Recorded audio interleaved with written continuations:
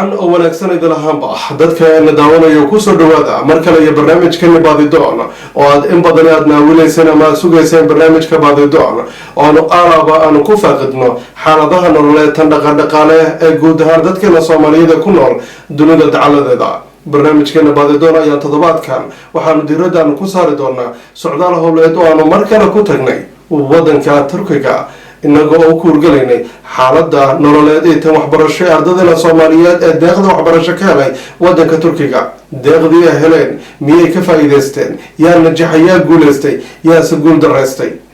mar kale ayaan barnaamij gaar ah idinkaga soo diyaarinay guud ahaan ardaydaasi xaaladda ay ku sugan yihiin ee barnaamijkeena waa kana daawasho wacan tacliintiyo waxbarashadu دلتني تبقى تاكلينو قربات جاي الدلكودي تا إلا ومايني دلتني تبقى تاكلينو قربات جاي الدلكودي تا إلا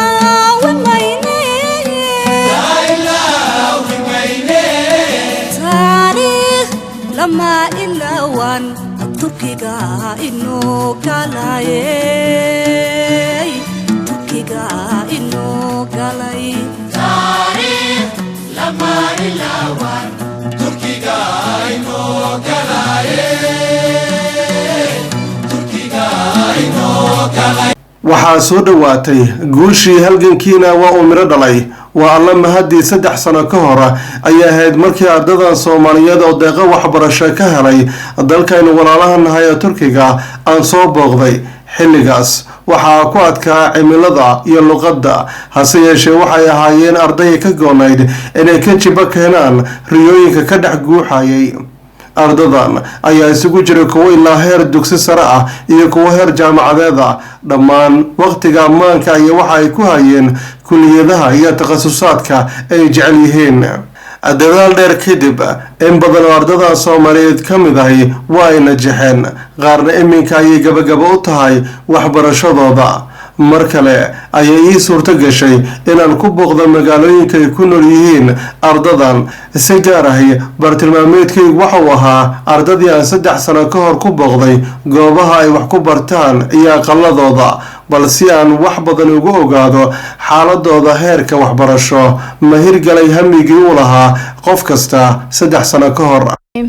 magacaygu waa Caasha Axmed Xuseen waxaan dhigtaa International Relations sanadkii 3aad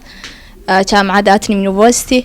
sanadkii hore wuxuu ogaabaan u maleynayaa Xudayfi anigoo dhigtaa chemical engineering laakiin ma ahayn kolley waxaan jeclaa imika qaybta iyo siyaasadda u kacay runtii waan ku faraxsanahay kulankan aan kula kulanay iyo inaad mar labaad noo timaado 2 sano ka bacdi anagoo isbedel badan sameynay waan kugu soo dhaweynaynaa waan ku faraxsanahay runtii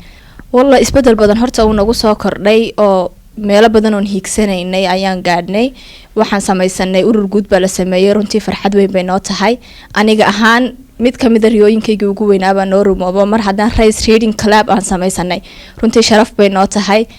ay waliba u sameeyeen inay gabadh horjooga u noqoto aad baan ugu mahadnaqayaa runtii wiilasha gartay inay gabadh ka dhigtaan hoggaan ay u noqoto inay hogaamiso ama ay xilka culus ay u dhiibaan gabdhaha ayagana sharaf iyo guul aan gaadhnay ay runtii noo tahay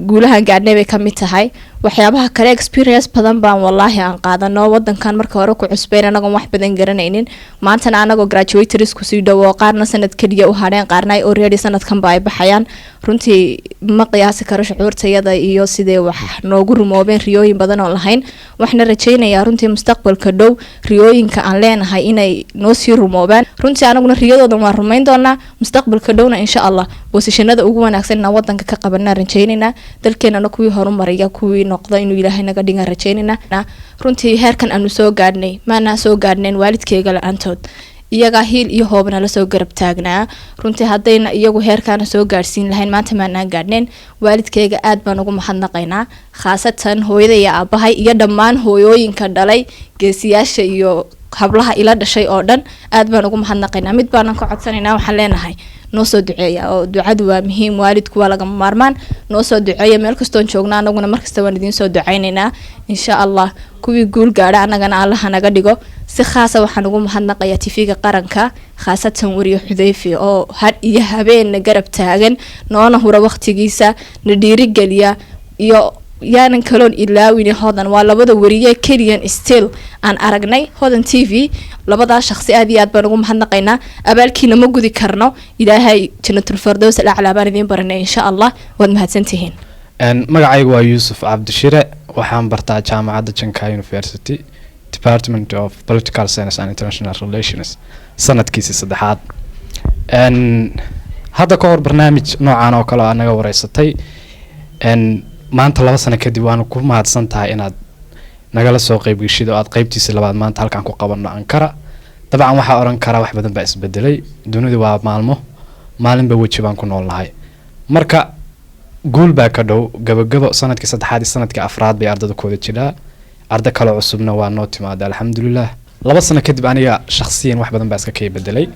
dabcan markii aan wadanka halkaan imanayay waxaan ahaa arday bilaabaya undergraduate laakiin maanta faculty-ga aan bartay siyaasadda xiriirka caalamiga wax badan baa iga iftiimay waxaan bartay ama maskaxdayda ku tababaray inay isbarbar dhigto cilmiga siyaasadda ee dunida horumartay ee guuleystay iyo siyaasadda wadankeena oo amood runtii ragaad iyo inuu ka jiro isqabqabsi dheer insha Allah sawir fiican baa iga sawiran in waxaan aan lagu jireen ee laga baxayo haddii Ilaahay yiraahdo waxaanan jeclahay inaan ka mid noqdo shakhsiyaad ama dhalinyaro badan oo sanad walba ka qalin jabisa ama ka qalin jabinaya ama hadda ku guda jiro waxbarasho kuwaas oo jecel inay wadanka u celiyaan isbedel waara oo ka bedelan isbedelada maalin kasta aan maqalno ee mid ficil leh oo ku fadhiya dareen aqooneed dhaqan iyo diinna lagu leeday ama uu yahay hadaf waa Cabdullaahi waxaan dhigtaa jaamacadda Atlim University faculty-ga Public Relations masha Allah sanadkii hadda ka hor Cabdiraxmaan mahadsan yahay markii labaad noo yimaado markaan waxaan maranaa insha Allah markii sanadkii waxay aan bilownay jaamacadda aan nimid bay ahayd haddana sanadkii saddexaad baan nahay masha Allah aad iyo aad ugu faraxsanahay maanta kaaga noo timid mar labaad marka ay sheeg faculty wax badan haddaan maxaan ku raadaayo ku sifaafay 2 sano hadda naga maqnay sanadkii wada noo timid 2 sano u dhaxaysay wax badan ay iska bedelay Ankara iyo guud ahaanba Turkiga arda badan baa timid arda kale oo dheer iyo ii sheeg dugsi sare markaa dhiganayay baa jaamacadii ku soo biiray marka maxaa waxyaalo badan isbedelay baa jira reer Ankara laftigooda isbedelay oo maxaan ku raadaadaa dad markii meesha nala joogay baahida nala joogan oo jaamacadaha hadda ii sheeg qaar dhameeyeen qaarna maxaan ku raadaayo hadda ay dhamay rabaan bismillaahir rahmaanir rahiim magacaygu waa Maxamed Sheekh Aadan dhigta jaamacadda Hajatabe International Relation kalaaskii ugu dambeeyay sanadii aan imaanaysay waxaan ku jiray kalaaska koowaad hadda kulli 2 sano kala ka soo wareegtay oo marti sanadkii afraad oo marka hadda maraya marka waxa iska bedelay waxbarashadii kulli qof 4 sano waxaan dhiganay ahay sidii ayaantii imaanay miihi marka waxaan ku fikirayaa markaan sanadkan hadii aan dhameeyo marka inaan wadankii aan ku laabto wixii isbedel maartay aniga aan sameyn karo dadkaygii aan u maqnaa intaas oo 4 sano aan ka maqnaa aan ku caawin karo inaan ku caawiyaan maartay ku hamweenahay bismillaah magacaygu waa Mustafa Maxamed Cali waxaan shahaadada labaad ee masterka ka diyaariyaa jaamacad la yiraahdo Yildirim Yazid University oo Ankara ku taala waxaan bachelorkayga ku soo qaatay ama waxbarashadii jaamacadeed ee dalka gudihiisa jaamacadda Muqdisho sharaf ay tahay fursad ay tahay inaan dal xiriir qoto dheer la leh dalkeena aan waxbarashadeeda sare aan ku qaato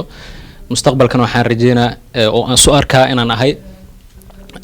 dhalinyarada aan kamid ahay macnaha dhalinyarada dalka uu sugaayo inay samata bixiyaan oo sugaayo hadii ay noqoto inaan ku biirno xafiisyada dawladda aan ka shaqeeyno arrimaha bulshada aan ka shaqeeyno hadii ay noqoto waxbarashadii aan soo baranay inaan dadka sii barno marka waxaan soo arkaa in mas'uuliyad culus saaran tahay oo mustaqbalkii dalka iyo aayaha dalka dadka uu sugaayo aan kamid ah bismillaah magacaygu waa Deeqa Maxamed Nuur dhigata jaamacadda Ankara University sanadka afraad insha Allah oo gabagaba ah waxa aad iyo aad ugu faraxsanahay Cabdiraxmaan Xudayfi muddo 2 sano kadib inaan hadana kulan sidaan oo kale oo qurux badan yeelano waan kugu soo dhaweynaynaa Ankara sheegaba waxaa dhigtaa Ankara University faculty oo Islamic Theology muddadii 2 sanadood kala maqneen kadib hadda shakhsi ahaan maxaa iska bedelay wax badan life experience badanaa yeeshay markaas wadan shisheeye oo kugu cusubaa joognay maxaa la dhahay da-aa ii kordhay cilmiyaa ii kordhay aqoonaa ii kordhay so waana ku faraxsanahay markaa jaamacadeeda dhammaysta kadibna insha allah waxaan rajeynaa wadankayga inaan kula laabto dadkayga dalkaygaba aa wax ugu taro insha allah alxamdulilah aad ayaan kugu mahad celinaynaa cabdiraxmaan mar labaad iyo mar saddexaad inaad jaanis noo siiso inaad soo booqato ardayda turkiya khaasatan ankara weliba aadna dareensiisay si aad ah inaad u danaynaysa inaa in badan noo imaato balse jaaniska uu kuu saamixi waaye waana ku faraxsannahay maanta inay noqoto maalin labaadkii aad kusoo noqotay ardayda reer ankara waana kusoo dhaweynaynaa magacayga waa ilhaan cabdulaahi waxaan ku noolahay wadankan khaasatan ankara waxaan dhigtaa jaamacadda jankaayo facultygeygana waa computer engineering sanadkii saddexaad kow markaan soo booqanayso waxaan ahayn dad magaalada ku cusub dalka ku cusub waxbarashadana way nagu adkeed oo waxaan ahayn dad yacni soomaaliya wax kusoo bartay basigeena may dhisnayn hadda laakiin in badan waa kufnay waa daalaa dhacnay laakiin waa la qabsanay alxamdulilah insha allah waxyaabo badan ayaan rajeynaynaa khaasatan anaga haweenkeena waxaan aada ugu rajo weynahay caruurta soomaaliyeed inaan noqono kuwo wax ka bedelo noloshooda yacni annaga waxbarashooyinkii aan helnay hadda markii la fiiriyo basiga dugsigeennii hoose dhexe sare maanaa helin waxbarasho free ah nolol free ah laakiin annaga waxaan jecelnahay haddaan laabano inaan siino dhalinyarada soomaaliyeed khaasatan caruurta yaryar waxbarasho free ah oo anaga aan uga faa'iideynayno waxyaabihii aan ka faa'iidnay wadankan aan imaadnay ta kale waxaan jecelnahay inaan sameyno bulsho badan oo isku xiran oo aan isnacbaan isna danaynayso weliba haweenka waxaan jecelnahay inaan ka dhigno kuwo midaysan si dalka ay iskugu dayaan inay wax ka bedelaan eega waa cabdiqaadir maxamed nuur bile oo dhigta jaamacadda ankara kuliyadda shareeca wal qaanuun ama divinity sidii loo yaqaanaba sanadkii afaraad sanadkii ugu dambeeyey insha allah sanadkaan aqalin jabinaynaa waxaa xasuustaa 2 sano 3 sano ka hor in uu noo yimaaday tv-ga qaranka wareysi badanna aan siinay waxyaabo badan waqtigaa noo imaatay ilaa hadda waxyaabo badanaa isbedelay muuq ahaan waa isbedelnay maskax ahaan waa isbedelnay taasna waxaa waaye mar waliba wadan qurbe la imaado khibradiisuu leeyahay mana ku khasaarin 2 sano aan naga maqneed waxyaabo badanaa iska kay bedelay waxbarashadeeni waa wadanay sanadkii ugu dambeeyay jaamacadda wadnaa insha allah jaamacadda mar alla markii ay noo dhamaato ma nihin dad waqtigooda lumiye 4 sano iyo 5 sano aan soo wadnay jaamacadda khasaaro uguma tagayno wadankii kula noqonaynaa wax kasto ay nagu noqotana waxaa diyaar u nahnay 4 sano oo dowladeeni ayna soo dirtay inaan ugu faa'iideyno wadankii aan ku noqono oo xataa bulshada aan la nool nahay annagoonan shaqo iyo waxba raadinaynin aan la nool nahay oo bulshadii aan u sheegna inaan nahnay arday turki wax kusoo baratay wadankiina joogto dhalinyarta meesha joogta intaasaa bedelaysa marka mar waliba diyaar waxaa u nahnay inaan wadankii ku noqono wadanka turkiga mar alla markaa imaano waxyaabo badanaa kaga faa'iidnay ay ugu horeyso dhaqamo kala duwan mar waliba aa baratid dad kala duwan aa baratay midda kale maamaha turkiya jirta oo waxay leedahay inta luqadood aad taqaanid macnaheeda waxay tahay inta qofood aad tahay 2 luqadood hadaad taqaanid 2 qofood aad tahay marka luqado badanaa kaga faa'iideysanay turkiga luqada turkiga ingiliishka carabiga iyo luqado kale oo kala duwan marka luqadihii aan naqaanay dhaqamadii kala duwan aan baranay intii fiican walaalihina waa ugu faa'iideyni doonaa kula noqon doonaa ardadan Soomaaliyeed 3 sano ka hor qaarkood iyagoo hal magaalo wada degan ayaysan is aqoonin ha yeeshee iminka iyaga ayaa dadka oo dhan isugu jecel isna weeshada isna walaashada si guudna isku caawiya sidoo kalena maanta waxay leeyihiin urur ay ku midaysan yihiin oo magaalo kasta iyo mid guud kaas oo ka talinaya aayahooda isla markaana maareeya baahiyahooda gaarka ah madaxda iyo howlwadeenada safaaradda Soomaaliyeed ee magaalada Ankara ayaa markasta ka warqabay xaaladaha kala duwan ee ardadan Soomaaliyeed taas oo markii dambe keentay in xafiiska waxbarashada iyo dhaqanka ee safaaradda Soomaaliyeed ee wadanka Turkiga inuu ku guuleystay in ardadan Soomaaliyeed ay midoobaan isla markaana ay sameystaan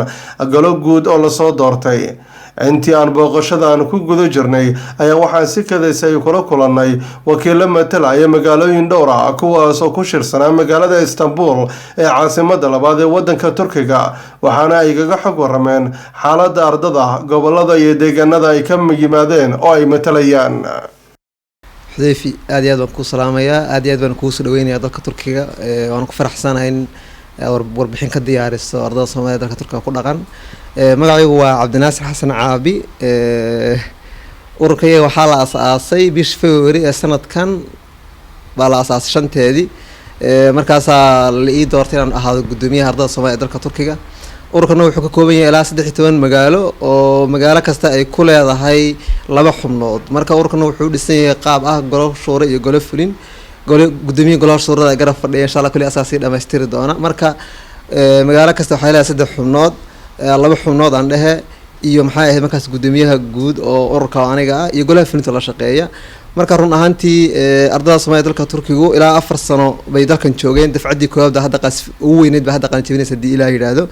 marka runtii wixii hadda ka horeeyay ururkan ardada xidhiidh weyn oo ka dhaxeeyay ma jirin marka laga soo tago magaalo kasta xidhiidh gaar ah ay lahayd urur bay lahayd laakiin urur guud oo matala oo si guud u san ma jirin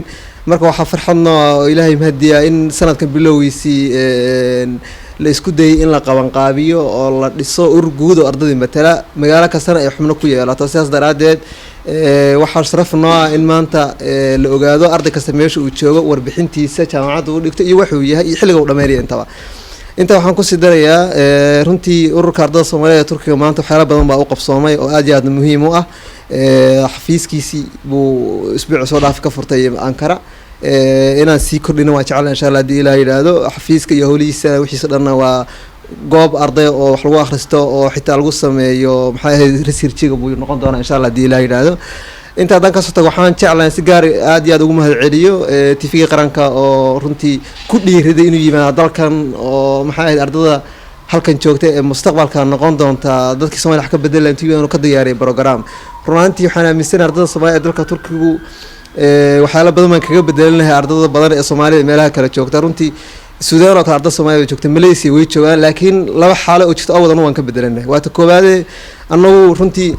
qaab dhismeedka iyagu ma ahan uma badna wax qabiil isku ma doorano waayo markii la keenay 5 qof oo kasta meel baa la geeyay kii xabar kimid kii Hargeysa kimid iyo kii Baydhabo isku meel baa la geeyay marka dalkii maadaama uu jirin manhaj guud oo ardayda ka dhaxeeyo oo soo fahmay runtii bari hore way adkaatay ardaydu isfahmaan waayo nin waxa weeyay nin waxa waayay xitaa marka waxa dhacday in dadku iska fahmi waayay nin yirfaadisi oo yirfaad maxaa laga wada warshan lo marka runtii isfaham waagi xaq la jiday ahayd runtii ardayda marka hore dhibka aad uga martay alxamdulillah maanta waxa kun iyo dhowr boqol arday halkan joogto maanta isku lahjada oo isku bahalkiya oo isku fahmay oo walaalo ah oo waxa dhisanaya oo Soomaaliland wax ka sokaysa u fakareynin runtii wax aad iyo aad loogu farxo runtii intii baxaysa way baxday laakiin soo hadhay waa dad mataqaana maanta lagu tashan karo oo dalka mustaqbalka wax ka bedelaan diyaar u ah kale magaalada Kiiwa magaalada Bursa waa magaalo ku dhow Istanbul ardayda wax ka barata wax isugu jiraan PhD degree master iyo secondary way isku jiraan waa tiro ku dhow meelaha 45 arday weeyaan oo dhowr ka qaybood ka kooban waxbarashadu si fiican buu socotaa sanadkan waxa naga qalin jibiyay hal arday oo master sanadkan soo socdana 2 arday baa naga qalin jibin doona sanadka ka sii dambeeyay insha Allah waxaan ka rajeynayaa in dhammaan ardaydu qalin jibsadii Ilaahay nafta inagu simo oo markaas dalkooda wax u tara magacayga Cabdi Ali Ibrahim Allah Istanbul aan jaamacad ka dhigtaa jaamacadda Ozin Lira aan dhigtaa xiriirka caalamiga aan dhigtaa marka reer Istanbul aan hay golaha shuuradan kamid ah xubin kamid ah sidoo kale gudiga midowga ardada Istanbulna xubinaan ka ahay madaxa waxay gelinta iyo barnaamijyadan kamid ahay aan madax u ahay marka ardada reer Istanbul guud ahaan waxa lagu sheegaa inay yihiin tirada ugu badan ee dalkan wax ka barata magaalooyinkooda marka la eego marka guud ahaan waxay isugu jiraan ardadii secondarygii kuwii jaamacada baajkii iyo masterkii iyo guud ahaan kuwii PhD-gaba magacaygu waa Mukhtar Maan Cabdullaahi waxaan wax ka bartaa magaalada Kujeli jaamacadda Kujeli University waxaan bartaa xiriirka caalamiga waxaan ka tirsanahay guddiga wadada goraha shuurada ee ardayda Soomaaliyeed waxaana ka soo qaybgalay shirka ka dhacay maanta Istanbul waxaana matalayay ardayda Kujeli waxaana aad ugu mahadcelinayaa TV-ga qaranka oo nagala soo qaybgalay shirkan wassalaamantiin magacaygu waa Saciid Cali Nuur waxaan ahay gudoomiyaha magaalada Janakale waxaan bartaa maareynta musiibooyinka iyo gargaarka degdega haddaan ka hadlo magaalada Janakale waxaan ku nool ilaa 24 arday oo Soomaali ah ardaydaasoo iskugu jiraan 8 gabdhood iyo 16 wiil kuwaasoo bartay heerarka master degree iyo bachelor alxamdulillah ardayda Janakale joogtana hadda wax dhib haysta male maasha Allah waxbarashadooda sidii loo baahnay ugu socdaan waxaan halkan ugu mahadcelinayaa TV-ga qaranka Soomaaliyeed iyo guddiga ardayda Soomaaliyeed ee Turkiga UMASED degan Bursa dhigtana jaamacadda Uluda University Master of Electrical and Electronic Engineering haddaan ka hadlo gobolka Bursa waa arday ku dhow sida hore usoo sheegay gudoomiyaha golaha shuurada 45 camal ay joogto sanadkan arday ilaa 11 gaarayaan ay nagu soo biireen 3 PhD ah master nagu soo biireen ilaa iyo 9 3 PhD ah ilaa iyo 8 oo degree ah magacay waa Maxamuud Axmed Maxamed ka yimid edirna dhigta jaamacadda Truk University Master of Political Science and International Relations siyaasadda iyo xiriirka caalamiga ugu horreyn waxaan rabaa inaan u mahadceliyo gudoomiyaha guud ee ururka UMASED ururka ardayda midowga ardayda Soomaaliyeed ee Turkiga gudoomiyaha golaha shuurada ee qabanqaabiya kulanka inaan u mahadceliyo rabaa iyo dhammaan xubnaha golaha shuurada ka soo qayb galay kuwa meel fog ka yimid iyo kuwa Istanbul joogo marti qaaday soo dhaweey inaan u mahadceliyo rabaa ugu horreyn marka labaad waxaan rabaa inaan u mahadceliyo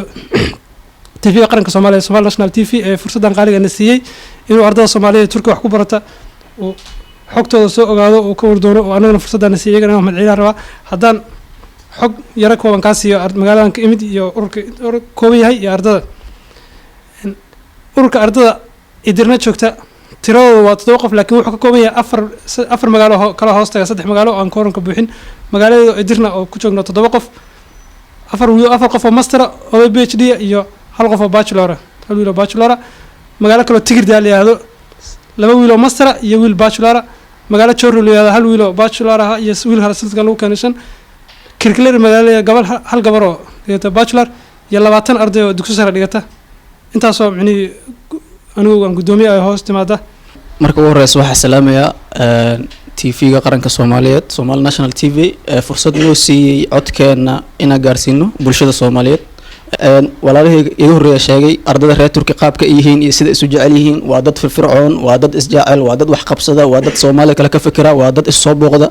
waxa tusaale noogu filan Soomaaliya hadda waxa Yamana waxa ka dhacday dadku inay ka soo qaxeen oo dadku ay u soo qaxayeen Soomaaliya iyo Boosaaso iyo Hargeysa u soo qaxayeen waxa ka qaadan kaalin xoog leh ardayda Turkiga haddaan nahay waxay nooga aadana gacanteena ka dhiibanay sidoo kale masiibooyinka la Soomaalida markay wax qabsato waa ka qayb qaadanaa dadka masaakiinta agoonta nooc kasta ay tahay annaguna waa iscaawinaa marka horta meeshan waxaa jooga dadkii mustaqbalka Soomaaliya maamul lahaay ayaa soo socda dad cusub wajiyo cusub faraxsan wanaagsan soo socda shacabka Soomaaliyeed taas in ogaadana u sheegaya waxa kale oo rabaa fariin yar oo kooban in la wadaago ummadda Soomaaliyeed luqadeeda fahmaysa walaalayaal adeeryaal eedayaal awowayaal ayeeyaal abtiyaal adeeryaal waxa rabaa inaan idin sheego Soomaaliya inay fursad cusub u soo baxday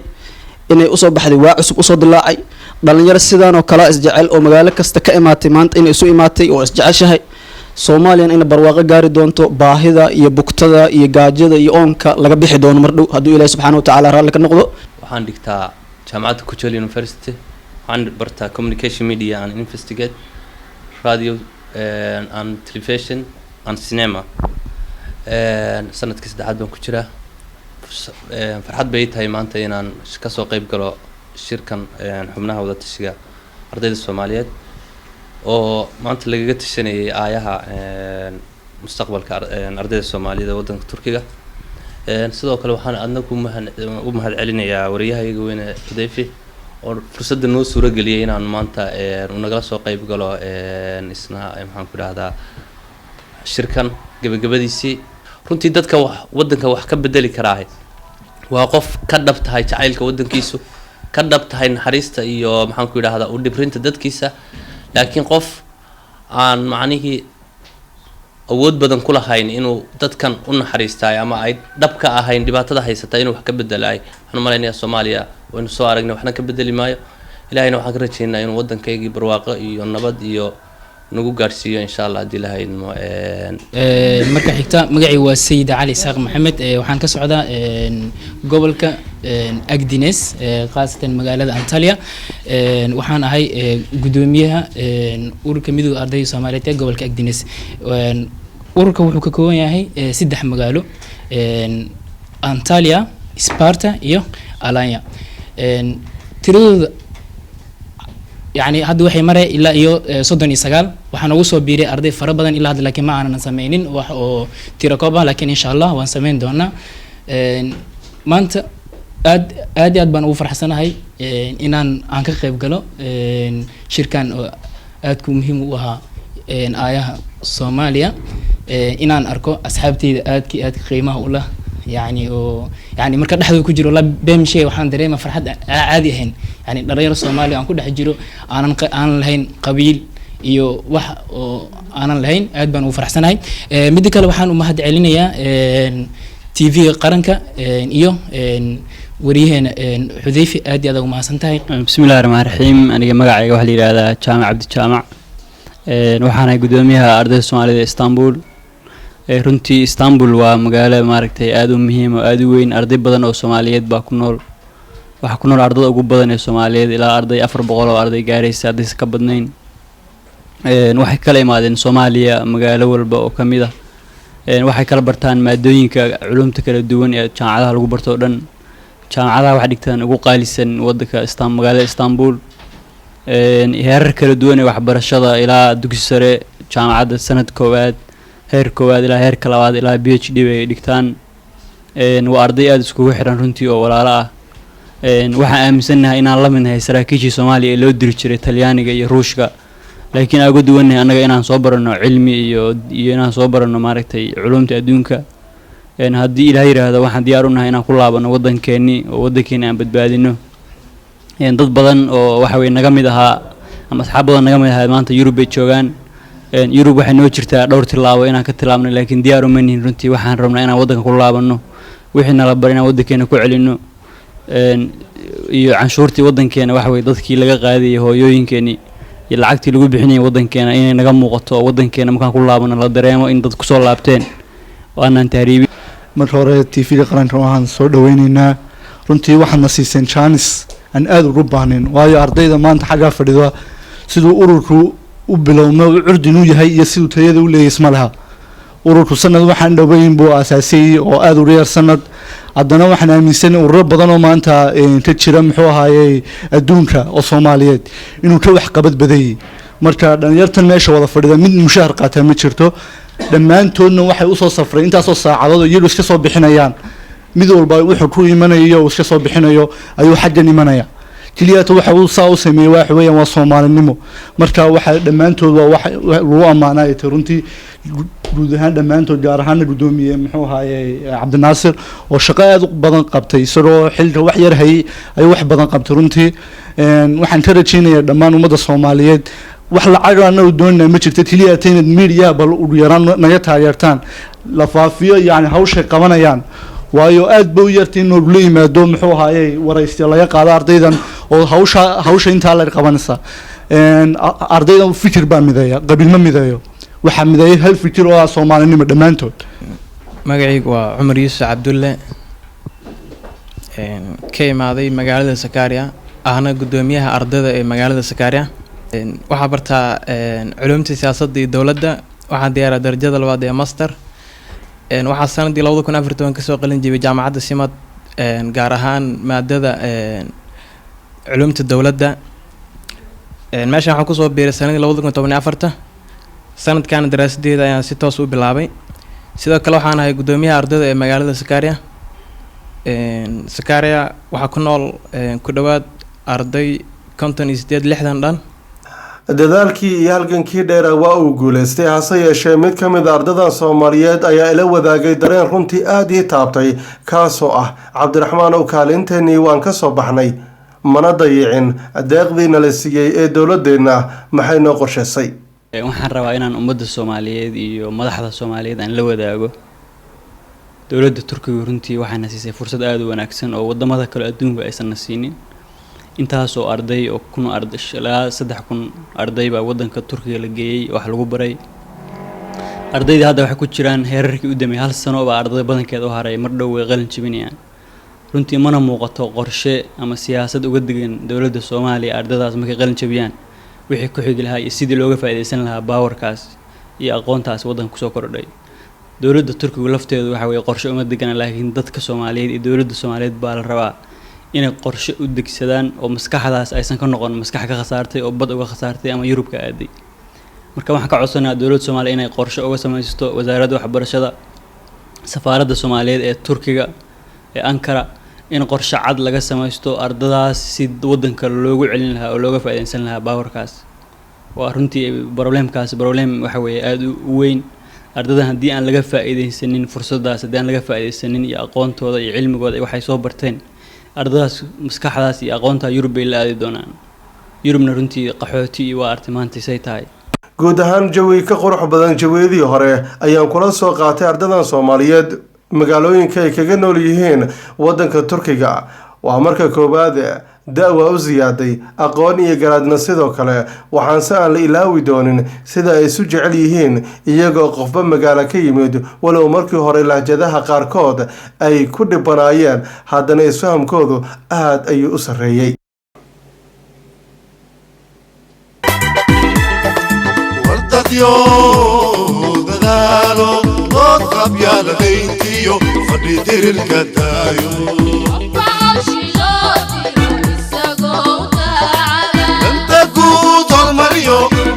diga tangaarka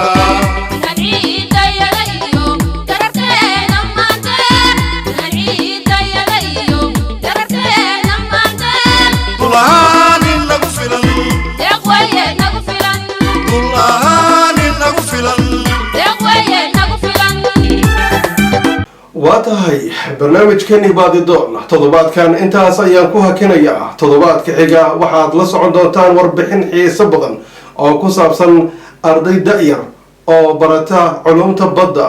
kuwaas oo iyaguna meel fiican howlahooda ay u marayaan iyo macluumaad kala duwan iyo noloshooda iyo weliba baakha ay dowladda Soomaaliyeed ee u dirayaan ayaan toddobaadka soo socda aan idiin soo gudbin doonaa ardadaasi oo runtii u baahan dhiirigelin dhinac walba ah ayaan macluumaadkooda waxaan ku eegi doonaa barnaamijkeena xiga ee baadidoon ee toddobaadka soo socda daawadayaal barnaamijkeena intaas ayaan kusoo gabagabeynayaa dhanka kaamirada waa Mustafa Khan waa Cabdiraxmaan Xudayfa Idlatan iyo kula dambe sidaas iyo nabadina